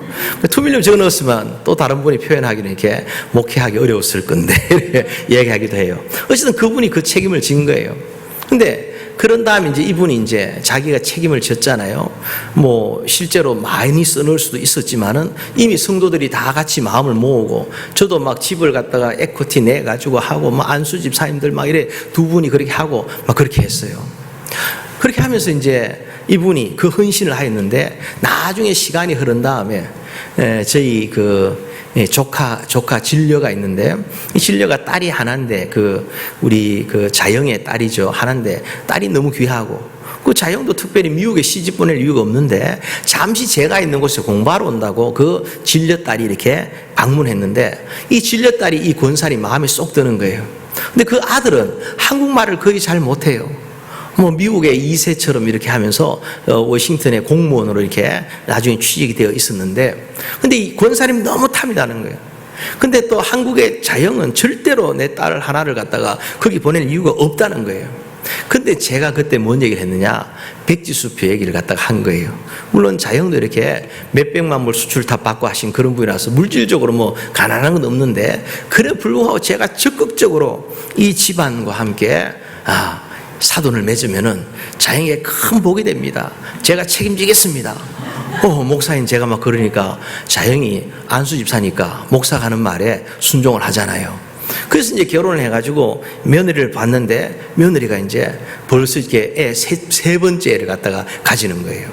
그러니까 그 집안에서는 아주 뭐 대박이 났다고 말할 수가 있을 거 아니겠습니까? 그걸 볼 때 이제 제가 생각하는 거예요. 주를 위한 헌신이 어떤 면에서 그 자기의 재산의 일부고, 그렇지만은 감히 백지수표를 갖다 주님 앞에 올려드리기는 쉬운 게 아니에요. 물론 그 어마운트라는 게 대략적인 게 있지만은, 근데 그러한 것을 기억했다가 어떻게든지 간에 결국에는 하나님이 갚으시되 더 좋게 갚으시는 것을 보게 되더라는 거예요. 네. 또 제가 이제 또 우리 교회에 있었던 지난 EM 사역자 이름 중에 배모세라는 분이 있어요. 우리 교회, 우리 교단의 총회장님 아들인데, 이분은 집안이 이렇게 99명의 목사가 있는 집안이에요. 친척, 연결, 우리 교단에서 이분 연결하면 안 걸린 데가 없어요. 근데 이분의 사연을 또 들어가 보면요, 일제시대를 지나면서 신사참배를 반대하고, 또 그러면서 이제 학교를 가면은 학교에서 막 국계에 대한 격려 같은 거 하니까 신사참배 시기가 지나고 나서는 또 국계에 대한 맹세도 하지 않겠다. 그러면서 이제 제대로 공부를 갖다가 못한 거예요, 자녀들이. 그러면서 이제 그 공부를 못하는 과정에서 그들이 한 게 뭐냐, 주의를 지키기 위해서 공부를 안 한 거예요. 저 학교를 안 간 거예요. 나는 주의를 성수하겠다고. 그러면서 이제 여러 가지로 저들이 잘하는 게 뭐냐, 공부를 한 게 아니라 교회에 와서 예배드리고 성경 공부하고 전도 열심히 하고 잘하고 했어요. 그런데 그 반대의 사람들, 신사참배를 하면서까지 그 일제시대 때는 그게 막 일제 그 앞잡이 노릇을 하고 또 그것이 끝나고 나서는 또 이렇게 그들이 가진 재산을 가지고서 또 자기 나름대로 일을 만들었던 사람들, 그들은 일제시대부터 일본 유학을 떠나고 세상에 잘 나갈 길 가고 고위 공무원으로 진출하고 막 그런 거예요. 이 두 가지를 비유해 보면은 이 상대가 안 되는 거예요. 한쪽은 너무 잘 나가고 세상에서, 한쪽은 완전히 신앙 예수 믿다가 집안이 망해가는 그런 집안인 거예요. 근데 이 사람들이 어떻게 하느냐, 할 줄 아는 게 세상 공부도 하지를 못했고 할 줄 아는 게 뭐냐, 전도하고 교회 섬기고 하나님 말씀 전하는 것, 이거 잘하니까 그들이 어딜 갔느냐, 신학교를 다 간 거예요. 그래서 나중에 세월이 한참 흐른 다음에 보니까 이렇게 그 집안의 목사 숫자가 99명이나 되더라는 거예요. 그를 둘의 비교를 해보면은 그래도 세상에 뭘 하는 게 좋겠지라고 생각하겠지만, 그러나 하나님 앞에 서는 그날에 우리 목사님이 항상 이렇게 말씀하시는 임종이 임하였을 때에, 저도 뭔가를 결정해야 될 때는 항상 세 가지를 가지고 결정해요. 첫 번째는 영적으로 잘 되는 일인가 이것이, 두 번째는 교회에 유익한 일인가, 세 번째는 죽기 5분 전에 그때 그 결정 참 잘했구나, 그런 결정인가, 거기 따라서 해보면 절대 틀릴 게 없어요. 근데 그 당시에 일제시대를 쭉 지나가면서 그 배경호 총회장 목사님의 그 집안을 보면은 영적으로 사는데 초점 맞춘 거예요. 하나님의 교회 앞 신앙의 순결을 지키는데 초점 맞춘 거예요. 그랬을 때 세월이 지나고 주님 앞에 서는 그날에 보면은 세상에서 내가 뭐 정치가가 되고 권력을 가지고 사업가가 되고 떵떵거리면서 좋은 집에 좋은 차를 타고 살았던 거, 이거 아무것도 계산법에 들어갈 수가 없어요. 우리 텍스 신고할 때 넣는 거 쓰는 것처럼요, 아무 항목에 들어갈 게 아무것도 다 제로예요. 제로. 중요한 것은 뭐냐, 영혼을 위하여, 주님을 위하여, 주님의 몸된 교회를 위해 살았던 그 흔적만 가지고 주님 앞에 선다고 할 때에 이 게임이 되지가 않는다는 거예요. 그래서 그 당시에는 이쪽은 철저하게 손해보고 이쪽은 철저하게 성공한 인생 같았지만 지나고 보니까 완전히 역전돼 버리고 말더라는 거죠. 그래서 저와 여러분이 우리가 구할 것이 뭐냐, 주님의 전에 거하고 주님의 은혜 가운데 예배함으로 말미암아 영적인 축복을 더 사랑하고 사모할 때, 하나님 지금은 아닌 것 같아도, 지금 아직도 하나님 응답하지 않으시는 것 같아도 하나님 그때 그 기간 동안에 복리에 복리를 막 거듭해가지고는 엄청난 은혜와 축복을 우리에게 반드시 갚아주신다 믿으시길 주의 이름으로 축원합니다. 근거가 뭐예요? 전 목사 얘기가 아니에요. 성경 우리가 찾은 대로예요. 네. 주의 집에 가는 자가 복이 있나이다. 주의 뜰에 가긴 사람 복이 있나이다. 시온에서 너를 붙들어 주시리라. 성소를 향하여 손을 들어라. 여호와께 시온에서 내게 복을 주실지어다. 성경이 말씀하신 그대로를 이루어질 것을 믿는 믿음, 우리의 신앙인 줄로 믿습니다. 아멘. 할렐루야. 그 관점을 가지고 이렇게 간다는 거죠. 그러면서 또 구체적으로 한번 봅니다. 교회에 나오면 무슨 복을 받을까? 첫 번째는요, 구원의 복, 죄사함의 복을 받습니다. 주님이 교회를 왜 세우셨을까요? 이 시온을, 이 성소를 왜 세우셨을까요? 그것은 바로 우리의 죄 많은 인생을 십자가 보혈의 붉은 피로 말미암아 우리를 건져내시고 구원하시기 위하여 하셨다는 거죠. 그래서 내가 주님의 교회에 나와서 받는 최고의 복 중의 복은 뭐냐? 영원히 죽어 마땅한 죄인된 인생의 자리에서 하나님의 자녀의 자리로 옮기면서 영원한 천국의 기업을 바라보고 사는 그런 인생으로 변화되는 복, 그 복이 우리에게 최고의 복으로 시온에서 우리에게 주신다 믿으시기를 축원합니다. 이 복에 대한 감격이 없으면요, 나머지는 다 의미가 없어져 버려요. 왜냐? 다른 건 다 상대적이기 때문에 그런 것입니다. 그래서 우리는 늘 주님 앞에 나올 때마다, 주님의 교회에 들어올 때마다 주님의 피 묻은 그 보혈을 갖다가 의지하고 나오고, 이 씻을 수 없는 수많은 죄악, 말하는 것, 생각하는 것, 행동하는 것, 이 모든 것 속에서 내가 자유함의 노임을 받았다는 이것 때문에 기뻐 뛰며 찬송하는 것, 내가 구원받던 그 감격 하나로만으로도 기뻐 뛰며 찬송할 수 있는 것, 이것이 바로 최고의 복을 누리는 사람의 모습인 줄로 믿습니다. 오늘 여러분들 찬양하셨잖아요. 변찮는 주님의 사랑과 십자가 든든히 붙잡고, 그 모든 찬양들 보면 다 한결같이 여러분이 보혈 찬송을 부르는 이유가 바로 거기 있어요. 제가 이렇게 교회에 있으면 이렇게 연세 드신 분들이 가끔 이렇게 와서 교회 앞에 와서 이렇게 기도하는 것을 봐요. 근데 그분들이 부르는 찬송이 뭐 주로 다 보혈 찬송이에요.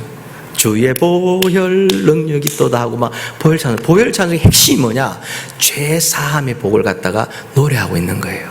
근데 신기한 것은 뭐냐? 그분들 가운데 치매가 찾아와요. 치매가 찾아오는데 그럼에도 불구하고 신방을 가보면은 이분이 무슨 찬송하고 있냐? 보혈 찬송 부르고 있고요. 보혈 찬송 부르분에 머리 생각이 왔다 갔다 하다가도 예수님이 누구십니까? 하면 예수님은 나의 구주시고 내가 예수님 때문에 천국 가지요. 정확하게 말하는 것을 보게 돼요. 이게 보혈의 능력입니다.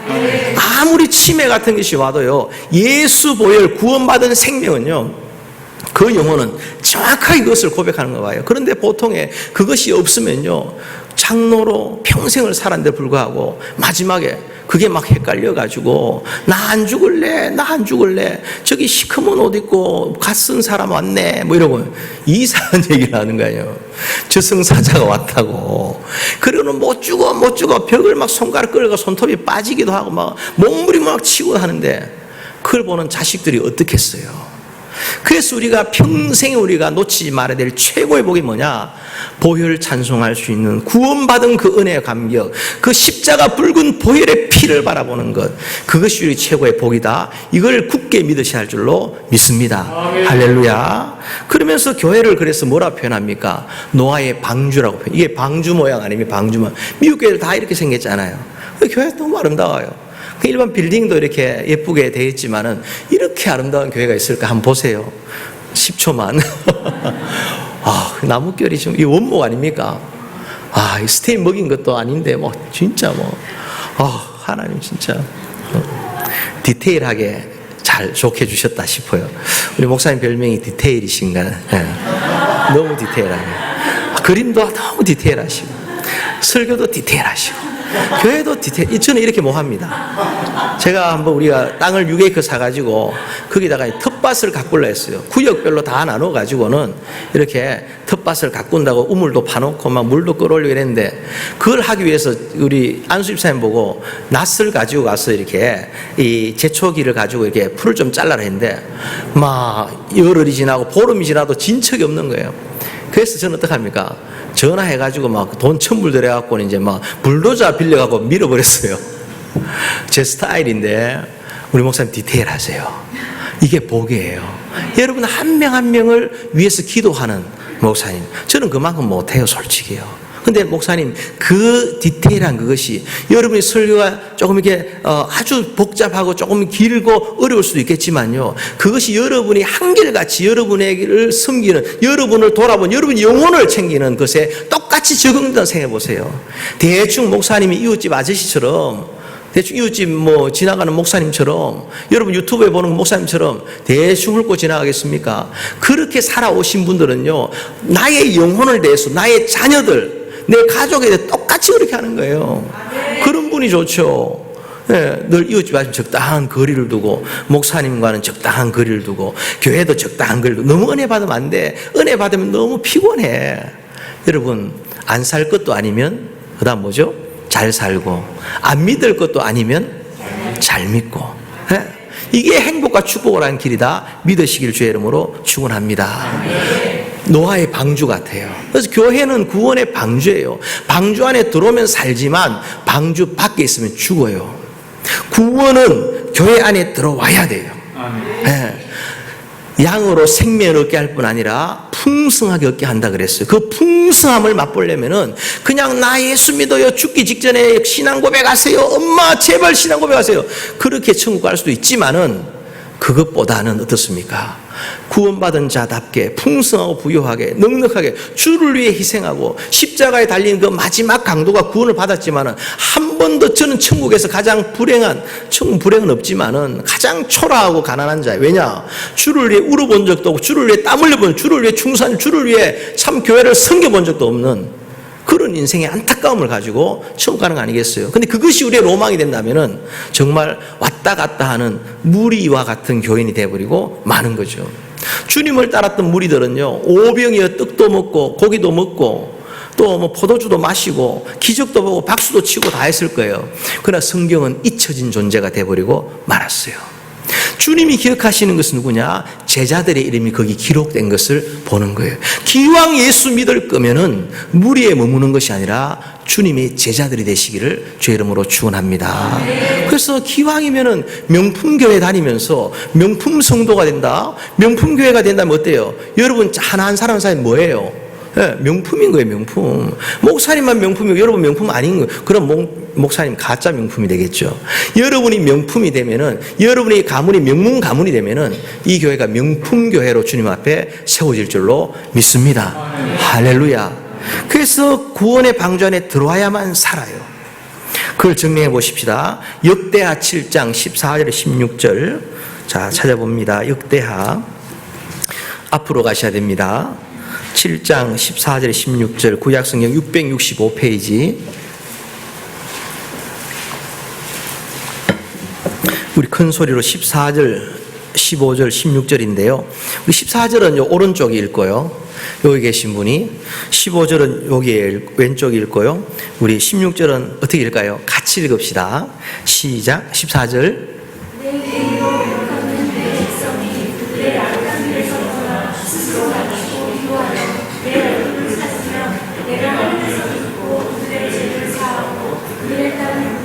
(15절) 같이 읽읍시다. 이는 내가 이미 이 성전을 택하고 거룩하게 하여 내 이름을 여기에 영원히 있게 하였음이라.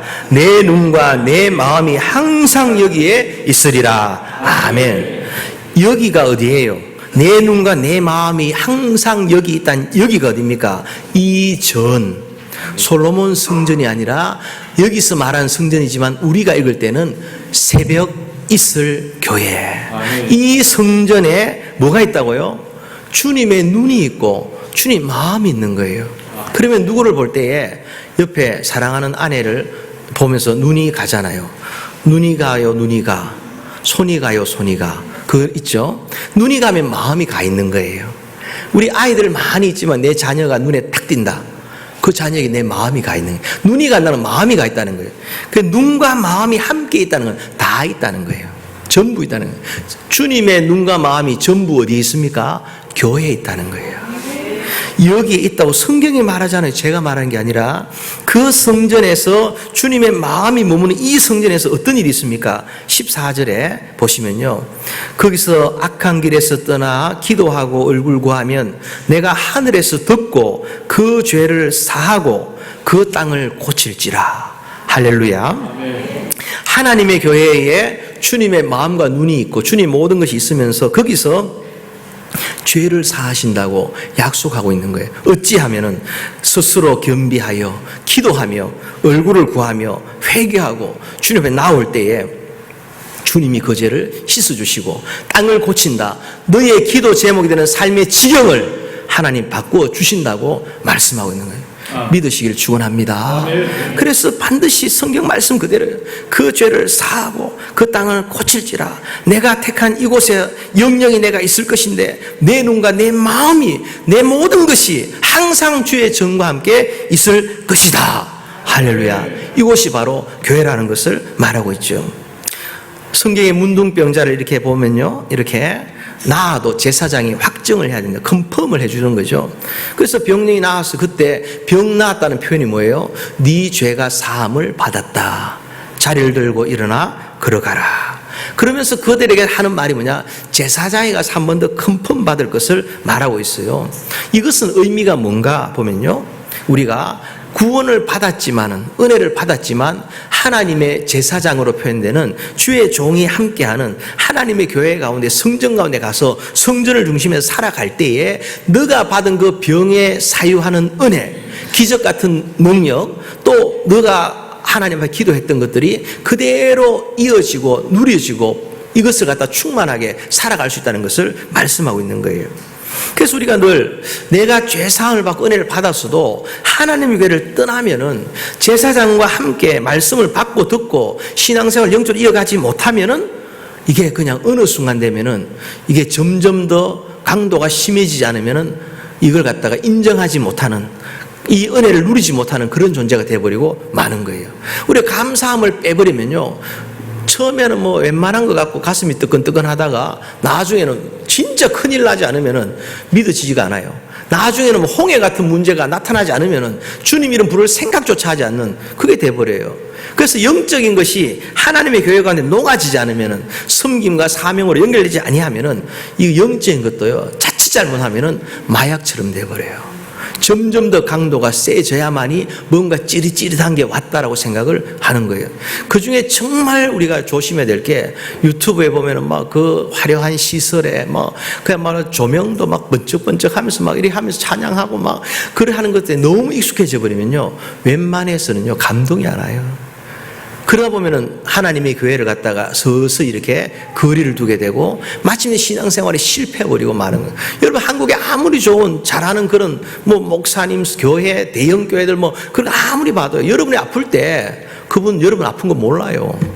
여러분 아파 병원에 입원해 곧 죽어간다고 이멀전시 룸에서 막 중환자실에 들어가 앉아 있어도 그분이 신방 안 와요. 누가 온다고요? 윤혜규 목사님이 와요. 할렐루야. 그래서 지금 내가 섬기는 여기서 말하는 교회 할 때는 내가 섬기는 로컬 처치를 갖다가 말한다. 이걸 분명히 알고 계셔야 되는 거죠. 그러면서 이제 오늘 아침에도 말씀드렸죠. 베드로에게 교회 설립의 사명을 주시면서 여기서 매면 거기서도 매이고 여기서 풀면 저기서도 풀린다. 저기서 매면이라고 말하지 않아요. 저기서 풀면이라고 말하지 않아요. 여기서 풀어라. 여기서 매라. 이 교회에 나와서 기도할 때에 죄 사함의 은혜를 갖다 누리게 되고 구원의 감격을 누리게 되고 뜨거워진 삶의 문제들이 하늘의 능력으로 풀려지는 것 시작이 바로 여기다라는 것을 갖다가 말씀하고 있는 거예요. 그런 은혜가 있기를 주의 이름으로 축원합니다. 그 다음 또 두 번째 복은 뭐냐 할 때 교회를 중심으로 살아갈 때 가정이 복을 받고 자손이 이렇게 복을 받게 되는 거예요. 우리가 어려움이 있을 때마다 주님 앞에 나와서 기도하고 간구하게 될 때 주님께서 모든 걸 다 하시는 거죠. 그러면서 반드시 성경 그대로 제가 읊어드립니다. 주 예수를 믿어라. 그리하면 너와 내 집이 구원을 얻으리라. 구원 얻는다는 것은 죄 사함의 복만 얻는 것이 아니라 그 가정 가운데 형통의 복이 있다는 거예요. 첫날 말씀드렸죠. 그런데 왜 나는 그렇게 예수를 믿는 우리 집안이 변화가 안 될까? 첫 번째 이유는 뭐라고요? 주 예수를 믿는 게 아니라 주님으로 믿는 게 아니라 종 예수처럼 내가 원하는 것 좀 이루어주는 세상 종교의 우상처럼 믿으니까 역사가 나타나지 않는 거예요. 또 하나는 뭡니까? 주 예수를 믿으라 했는데 대충 믿었다는 거예요. 지독하게 믿지를 못해요. 저희 교회에 90 넘으셔서 돌아가신 분이 있는데 예전에 그분이 간증을 했어요. 이분이 이제 예수를 처음 믿었는데 너무 이렇게 핍박이 심한 거예요. 남편한테 머리끄댕이 잡혀 땅바닥에 패대기를 쳐고 막 그냥 그렇게 했다는 거예요. 근데 어느 날부터 이렇게 이 할아버지가 잘 안 보인다는 거예요. 보니까 그 동네에 작은 집을 차렸다는 거예요. 작은 집이라는 것은 잘 이해가 안 됩니까? 설명을 할 필요 없겠죠. 근데 그때부터 할머니가 하나님 감사합니다. 그리고 작은 엄마 그분을 위해서 기도하게 됐대요. 왜냐? 그때부터 시작해가지고 교회 가는데 자유가 주어졌다는 거예요. 자유가. 그래서 거기서 열심히 기도해가지고는 그 작은 집에서 태어난 자녀들까지도 다 품에 품어 안고 작은 집에 태어난 자녀들은 휴스턴에 또 본가에 태어난 형제들은 알칸사 리틀락에 전부를 다 아우르는 그 어머니의 삶을 살았다는 거예요. 이 땅에서 이런 부부는요, 처우 간 부부 없어요. 죄송하지만. 예. 어떤 분들이 이렇게 우리가 승용하다 물어보면 이래요. 나중에 돌아가시면 어떻게 할까 하니까 저와 남편 죽고 나면 남편 묘지에 공구리를 쳐버릴 거예요. 뭐 이런 분도 있고 또 어떤 분은 또 이렇게 말해요. 뼈가루를 섞어주세요. 이런 지고지순한 사랑을 얘기하게 돼요. 근데 부부는 이 땅에서 부부예요. 처음 가서 밥 달라 물 달라 뭐 이런 거 없어요. 이 땅에서 부부의 관계 가운데 참 최선을 다해 사명 위에서 함께 동지처럼 사는 것, 여기서 서로 존귀히 여기고 소중히 여기는 존재가 되지요. 이게 막 영원할 것처럼 부부가 막 영원할 것처럼 부부간에 사랑하지 말란 얘기는 아니에요. 라면 3개를 잘 삶으려면 이거 아니에요. 예. 그럴 필요 없는 거예요. 그럴 때 뭘 하느냐 할 때 이 할머니가 그랬다는 거죠. 내가 이 영감님이 그럴지라도 내가 그 영감님의 둘째 부인도 사랑하면서 어떠냐, 내가 예수 믿을 수 있는 것, 내가 마음껏 기도할 수 있는 것, 마음껏 찬송할 수 있는 것, 이것 때문에. 그래서 그 할머니가 93세까지 사셨어요. 그러면서 할머니 돌아가시니까 또 그 휴스턴에 있는 그 자녀들 이쪽 자녀 다 모여가지고 할머니 장례 치르고 뭐 그런 것을 보면은 신앙의 위대함이라는 게 어찌 보면 합병들어 죽어 마땅한데 이걸 갖다가 새로운 것으로 신앙으로 성화시키는 것을 보게 된다는 거죠. 무엇의 힘입니까? 신앙의 힘인 거죠. 네. 그 다음 또 보면 우리가 성전에 나아갈 때 한나는 어디 가서 기도했습니까? 성전에서 기도하는데 이 엘리 목사님이 낮술 먹었냐 하고 막 그냥 난리하죠. 보통 같으면 어때요? 당신이 목사 맞아? 그러고만 도망가 버리겠죠. 그런데 거기서 또 합니까? 머리를 디밀고 축복을 받은 거. 왜냐? 그의 오랜 기도가, 눈물로 드린 기도가, 정말 가슴을 치면서 드린 기도가 마치 술 먹은 여자가 뒹굴듯이 했던 그 기도의 힘이 그 엘리 제사장이 이상한 소리에도 자기의 마땅한 바를 갖다가 그대로 지키면서 그의 축복 기도를 받았는데 그 축복 기도를 받고 돌아가서 아들 사무엘을 갖다가 낳은 것을 보게 되는 거죠. 결국에는 뭡니까?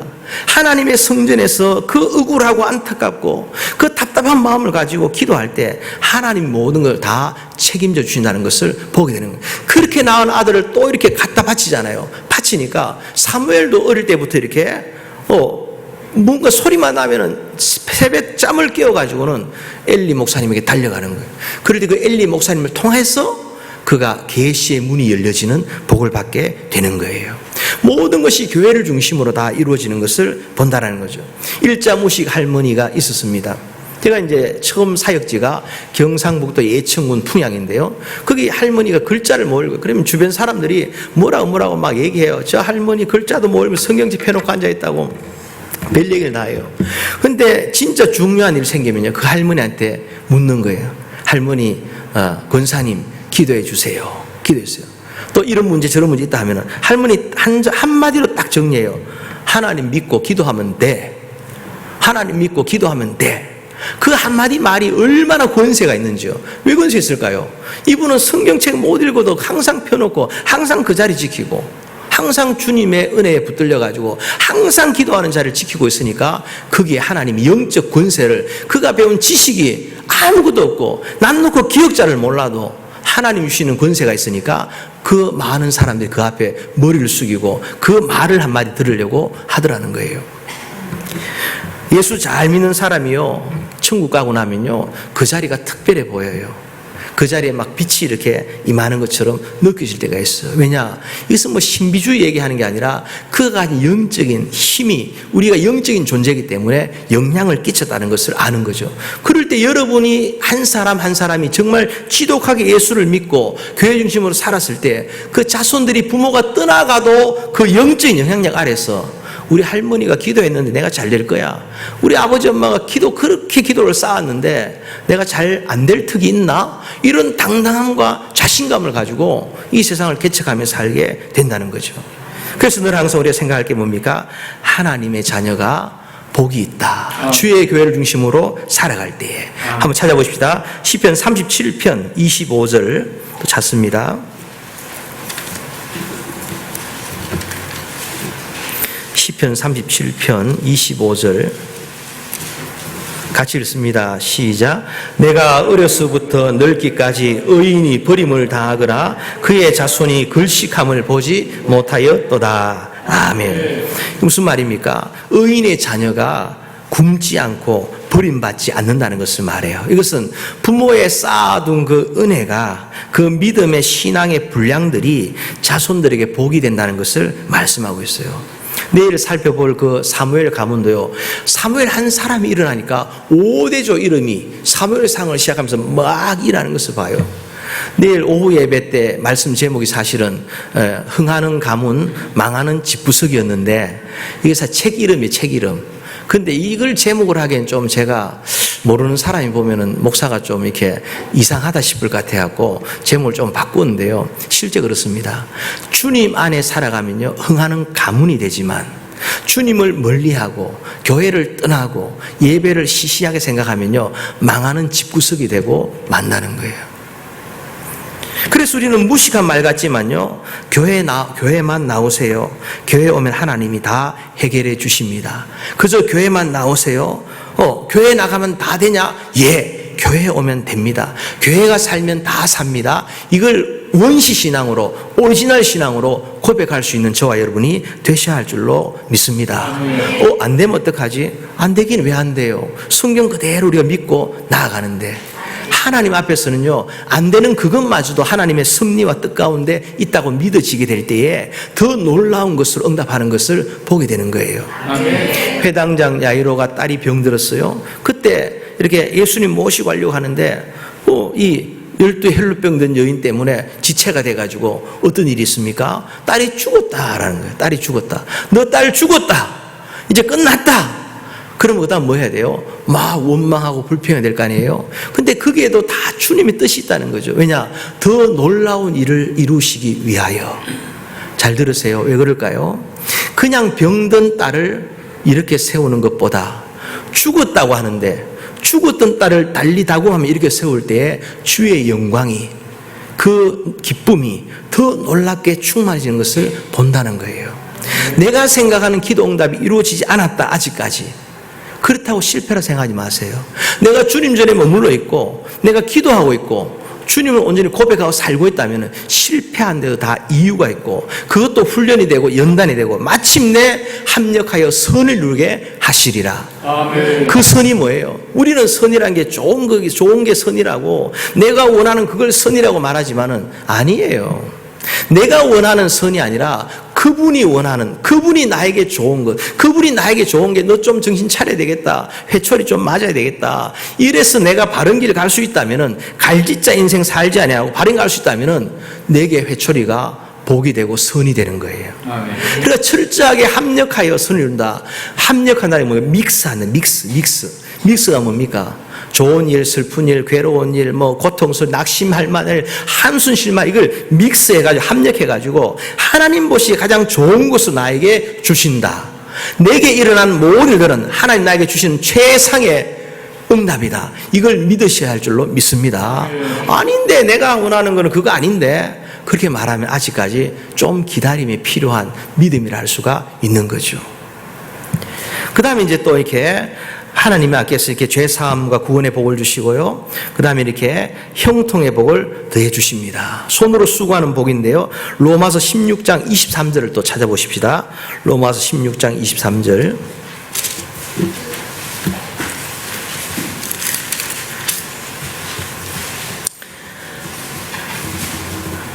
자, 같이 읽습니다. 16장 23절 시작. 나와 온 교회를 돌보아 주는 가이오도 너희에게 문안하고 이성의 재무관 에라스도와 형제 구아도도 너희에게 문안하느니라. 아멘. 여기 딱 접어놓으시고요. 그 다음에 요한 3서 1장 1절 2절 같이 읽읍시다. 요한 3서 396쪽. 자, 같이 읽습니다. 시작. 장로인 나는 사랑하는 가이오 곧 내가 참으로 사랑하는 자에게 편지하노라. 사랑하는 자여 내 영혼이 잘됨 같이 내가 범사에 잘되고 강건하길 내가 강구하노라. 아멘. 장로 가이오라고 되어 있죠. 그런데 16장 23절에는 개역 한글에는 어떻게 되어 있느냐 할 때에 나와 온 교회를 돌보아 주느냐 아니라 나와 식주인 가이오라고 하면 식주인 크네세스라는 말인데요. 이건 뭘 말하냐? 교회에서 밥 담당하는 분이 이분이었다. 그걸 말한 거죠. 그러니까 교회에서 온 교회의 식주인, 교회 사람 대접하는데 이골이 난 사람이 가이오였다는 거예요. 그 가이오를 향해서 뭐라고 말합니까? 사랑하는 자여 네 영혼이 잘됨 같이 범사일로 강건할 것을 구하노라. 이렇게 말씀하는 거예요. 교회에서 식주인이 됐다라는 것은요, 엄청나게 고생하는 걸 말합니다. 손으로 수고하는 걸 말해요. 헌신하는 것을 말합니다. 그럴 때 하나님이 그에게 어떻게 응답하신다고요? 네 영혼이 잘됨 같이 범사에 형통할 것이고 건강할 것이라고 약속하고 있는 거예요. 믿으시길 주의 이름으로 축원합니다. 그래서 교회에서는요, 밥 잘 사는 사람이 돼야 돼요. 나는 돈이 없는데 그럼 집에 데려가서 라면이라도 먹게 해주시든지, 어쨌든 간에 특별히 장로님 댁은요, 냉장고가 청년들의 냉장고가 돼야 돼요. 항상 청년들이 전화해서 장로님 갑니다 하면은 very welcome 이러면서 이제 항상 집을 오픈하고 뭐 그렇게 될 때 그 장로님 가정이 덕이 있어가지고 장로 가이오처럼 그렇게 복을 누리게 되는 거예요. 그러니까 장로님 댁에 있어 보니까 참 좋아요. 더 있고 싶지만 가야 됩니다. 근데 참 좋은 것은 오늘 기도시잖아요. 권사님이. 또 장로님은 내일 기도시잖아요. 두 분이 다 오피스 앉아가지고 열심히 기도 준비를 하시더라고요. 아유, 참 보기에 너무 이렇게 좋더라고요. 하나님 이미 그런 복을 주신다 생각돼요. 그런데 장로님만 그럴 것이냐? 저는 생각이에요. 여성분들은 때가 되면 다 권사님 되셔야 되고, 남자분은 때가 되면 장로님 되셔야 할 줄로 믿습니다. 그러면은 이렇게 생각해요. 나는 그런 직분 별로 원하지 않는데, 직분 원하고 안 원하고 말이 아니에요. 지금 세상에 시시한 장로, 시시한 권사, 그런 걸 뭐라 말해요? 날권사, 날장로라 그래요. 날라리 권사, 날라리 장로, 날집사 이렇게 말하죠. 근데 그런 수준 말고 성경이 말하는 이 식주인 가이오 같은 그런 장로 되고 그런 권사가 될 때, 이건 시간이 지나면 당연히 주님 앞에 충성하고 교회 앞에 충성하면 때가 되면 당연히 돼야 되는 거, 안 되는 게 이상하다 싶을 정도로 그 사명 앞에 충성하고 헌신하는 게 지극히 당연하다 믿으시기를 축원합니다. 저는 여성분들에 그래요. 저희 딸에게도 그래요. 여자는 사모 아니면 권사 아니냐, 너 좋은 권사님 목표로 달려가라. 싫어? 싫으면 사모해라. 아빠! 남자는 뭐예요? 목사 아니면 장로 아니냐. 저는 장로가 좀 부러워요. 그런데 목사 아니면 장로면은, 그럼 뭐 목사하기 싫으면 진짜 멋진 장로님 돼야 되지. 그 꿈을 주세요. 그래서 저는 어릴 때도 아이들에게 이렇게 그렇게 써요. 근데 큰 아이들은 이렇게 아들인데 목사 된다 중학교 때 얘기하다 고등학교 들어가서는 아빠 콜링이 있어야지 목사가 되지 이래요. 그 순간 제가 뭐라 말했을까요? 사무엘을 봐라. 지가 콜링 받았냐? 내가 콜링 받았다. 부모가 콜링 받으면 가야 되는 거 아니냐? 뭐 이렇게 얘기했는데 아직까지는 버티고 있어요. 그리고 딴 거 하고 있는데, 어쨌든 간에 우리가 이거는 직분을 취한다는 뜻이 아니에요. 뭡니까? 정상적으로 충성하면은 여러분 자녀에게 훌륭한 장로님 되라. 싫어? 너 선교사 할래? 목사 할래? 이러면 아마 하겠다 그래. 장로 하겠다 그래. 너 사모 아니면 권사 되라. 훌륭한 권사님 되게 해주세요. 그럼 딸을 위해서 기도해요. 그래야지. 어차피 안 믿을 것도 아닌데 믿으려면은 잘 믿고, 안 살 것도 아닌데 살려면 잘 살고. 그러면 우리가 때가 되면 다 이렇게 되는 거 아니에요. 나는 청년인 줄 알았어요. 두 분이 부부시라면서요. 훌륭한 장로님 권사님 되기 바랍니다. 찬양을 확 뒤에서 보니 이래 하시는데, 와, 오케스트라 지휘하는 것 같아서 박수합시다. 자, 이제 마지막으로 보면요, 하나님께서 복을 주시는데 이 복은 항상 영적인 것과 연결이 되어 있어요. 조영기 목사님이 이렇게 불광동 서대문에서 이렇게 개척을 하실 때 천막을 치고 교회를 하는데 아침부터 저녁까지 6번 성회를 해요. 병자, 가난한 사람 다 모여들었다는 거예요. 근데 그 가난한 사람들이 피를 토하듯이 외쳤다는 거예요. 어떻게 외쳤냐? 사업은 하나님께 맡기고, 되지도 않는 사업 다 하나님께 맡기고, 하나님께 나와 먼저 엎드려라. 교회 나와서 먼저 엎드려라. 기도부터 하고 해라. 막 피를 토하듯이 했대 그래요. 실제 피를 토했대. 왜냐? 조영기 목사님 폐병이 있었기 때문에. 그래서 어쨌든 폐병이 있어 피를 토하듯이 피를 토하니까 막 사람들이 이렇게 몰려들어가지고 10년 사이에 엄청난 변화가 났다는 거예요. 그냥 시시하게 사업하는, 먹고 살기 위해 사업하는 게 아니라 주님 영광 바라보며 기도하며 사업을 했더니 나중에는 그 불광동 영천시장인가 거기에 서대문에 그 시장 상인들 가운데 다 하나님 앞에 축복을 받아가지고는 조영기 목사님에게 이렇게 실업인 선교회, 대한민국 최초에, 그래서 그 당시에 100억에 해당하는 이 재단을 만들어가지고 이렇게 이 목사님 세계를 다니면서 선교하시라고 그 든든한 후원자들이 다 그 사람들이었는데, 그 사람들의 근본을 따져보면은 아무것도 없는, 정말 그 상추장사하던 그 영천시장인 그 상인들 가운데 그를 있게 됐다는 거예요. 그들이 새롭게 출발한 길이 뭘까요? 예배부터 드리고 시작해라.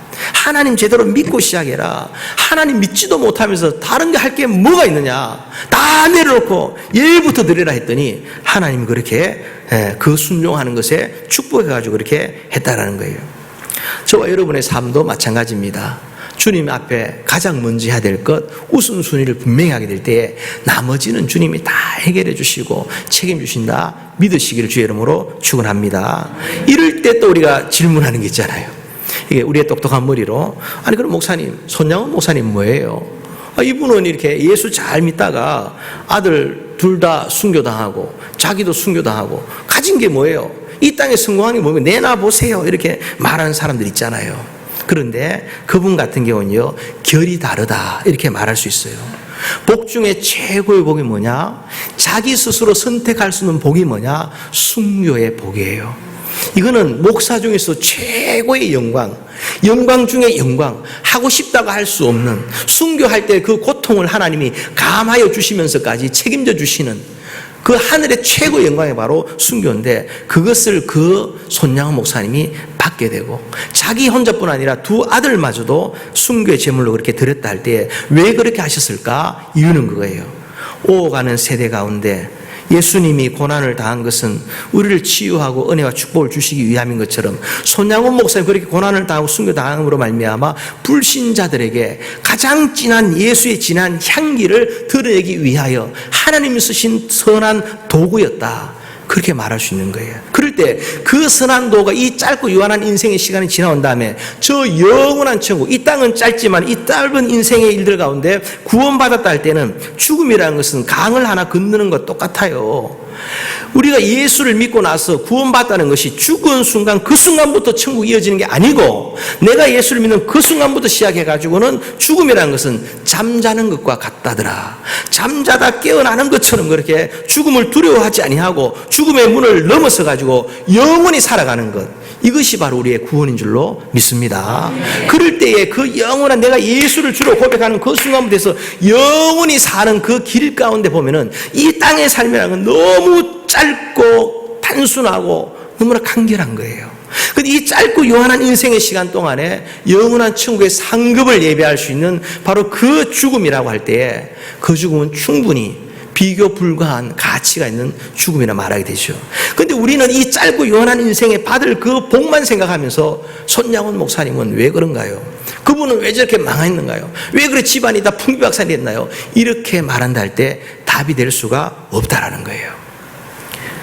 강신명 목사님 분이 계세요. 뉴욕에 계신, 지금 돌아가셨는데 이분이 이제 목회를 너무 잘하셨는데 딸 하나가 이렇게 있었는데 얼굴에 마마가 이렇게 있었어요. 그러니까 70이 훨씬 넘도록 이렇게 딸이 혼자 사는 거죠. 그걸 보면서 이렇게 이 딸 때문에 죽지 못했어요. 이렇게 막 끝까지 기도하시다가 딸이 돌아가시면서 목사님 소천하고 사모님 소천하면서 마지막 말이 뭐냐? 내 딸 하나님께 맡깁니다 하는 거예요.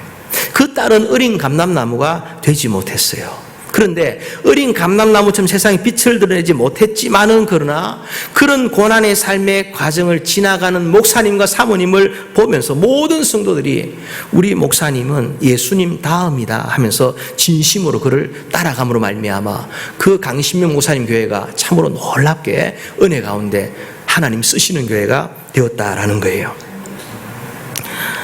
말씀을 여기까지 정리하게 됩니다.